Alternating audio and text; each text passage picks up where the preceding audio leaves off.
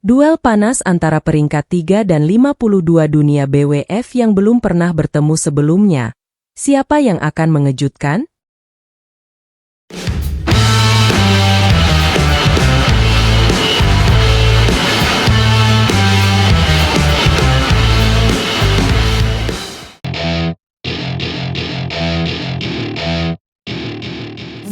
Selamat datang para penggemar bulu tangkis.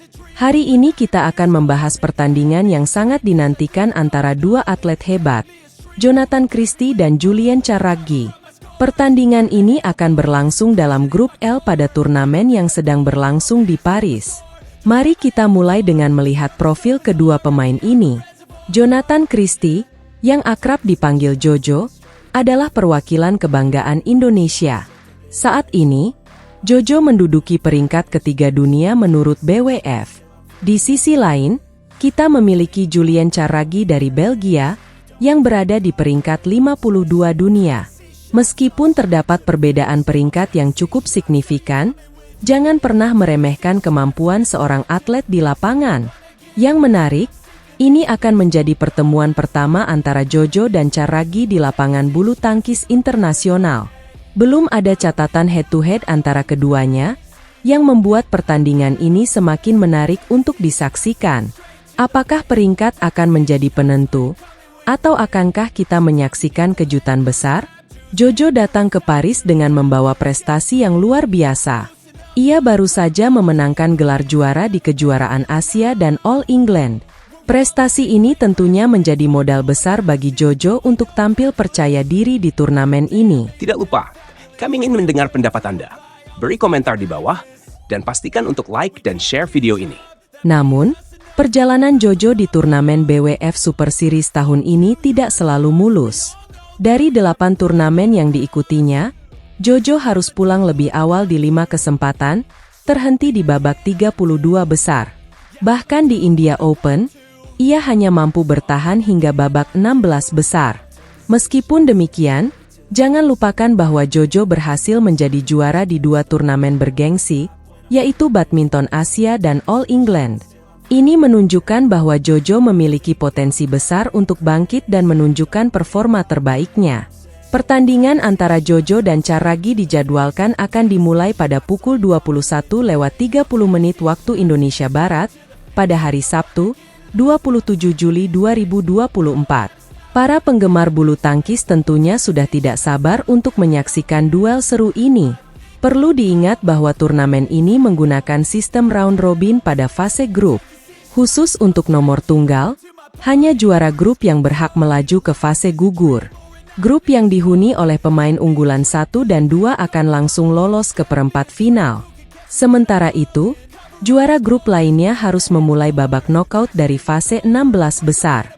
Untuk menentukan posisi klasemen di fase grup, BWF menggunakan beberapa kriteria. Pertama, mereka melihat jumlah pertandingan yang dimenangkan.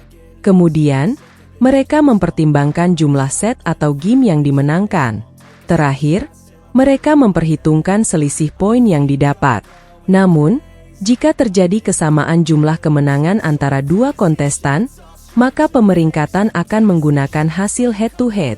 Jojo tentunya akan berusaha keras untuk membuktikan bahwa ia layak berada di peringkat 3 dunia. Namun, Carraghi juga pasti tidak akan menyerah begitu saja. Ia akan berjuang untuk mengukir prestasi dan mungkin menciptakan kejutan besar di turnamen ini. Bagaimana menurut Anda? Apakah Jojo akan mampu menunjukkan performa konsisten dan melaju ke babak selanjutnya? Ataukah Carraghi akan memberikan kejutan dan mengalahkan pemain yang lebih diunggulkan? Satu hal yang pasti, pertandingan ini akan menjadi tontonan yang sangat menarik dan tidak boleh dilewatkan oleh para penggemar bulu tangkis di seluruh dunia. Halo para penggemar bulu tangkis. Hari ini kita akan membahas kisah menarik dari dunia olahraga yang penuh dengan persaingan dan ambisi. Pernahkah Anda membayangkan bagaimana rasanya menunggu bertahun-tahun untuk meraih impian? Itulah yang dialami oleh dua atlet bulu tangkis ganda putra Indonesia, Fajar Alfian dan Rian Ardianto. Bayangkan, mereka sudah bermain di level tertinggi selama bertahun-tahun, namun baru kali ini berhasil lolos ke Olimpiade. Ya, Anda tidak salah dengar. Fajar yang berusia 29 tahun dan Rian yang berusia 28 tahun akhirnya mendapatkan kesempatan emas untuk tampil di panggung olahraga terbesar di dunia, Olimpiade Paris. Perjalanan mereka tidak mudah. Persaingan di Indonesia sangatlah ketat. Pada Olimpiade Tokyo 2021 lalu, mereka harus gigit jari karena kalah bersaing dengan dua pasangan hebat lainnya, Muhammad Ahsan Hendra Setiawan dan Marcus Fernaldi Kevin Sanjaya. Namun, seperti kata pepatah, usaha keras tidak akan mengkhianati hasil. Kini, Fajar Rian telah membuktikan diri sebagai ganda putra nomor 1 Indonesia.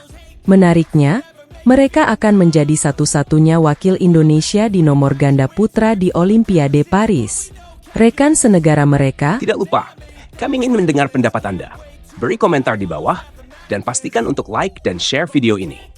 Shohibul Fikri Bagas Maulana, nyaris lolos namun akhirnya harus puas menjadi penonton. Ini tentunya menambah tekanan sekaligus motivasi bagi Fajar Rian untuk memberikan yang terbaik. Bicara soal tekanan, tahukah Anda bahwa Indonesia sudah 16 tahun menanti medali Olimpiade di nomor ganda putra? Terakhir kali Indonesia meraih emas adalah saat Hendra Setiawan berpasangan dengan Markis Kido di Olimpiade Beijing 2008. Sejak saat itu, bahkan pasangan legendaris seperti Hendra Ahsan pun belum berhasil membawa pulang medali.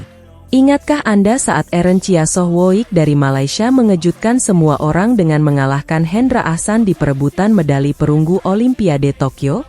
Atau saat mereka menumbangkan unggulan pertama Marcus Kevin di perempat final?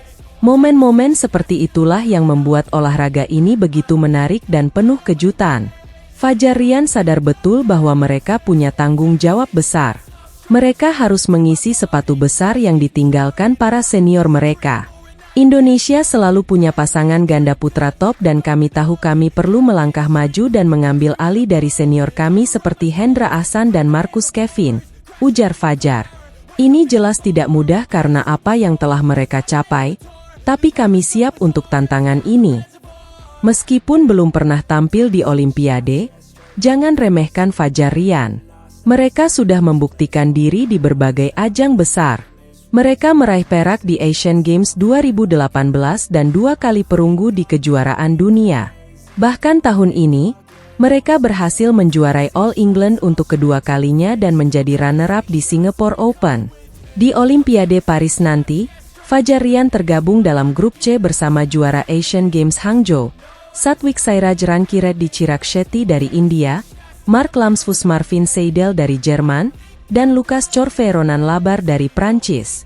Dua pasangan teratas dari grup ini akan melaju ke perempat final. Meskipun bukan unggulan utama, Fajar Rian telah membuktikan bahwa mereka mampu tampil gemilang saat dibutuhkan. Akankah mereka bisa mematahkan kutukan 16 tahun tanpa medali ganda putra bagi Indonesia? Atau akankah ada kejutan lain yang menanti?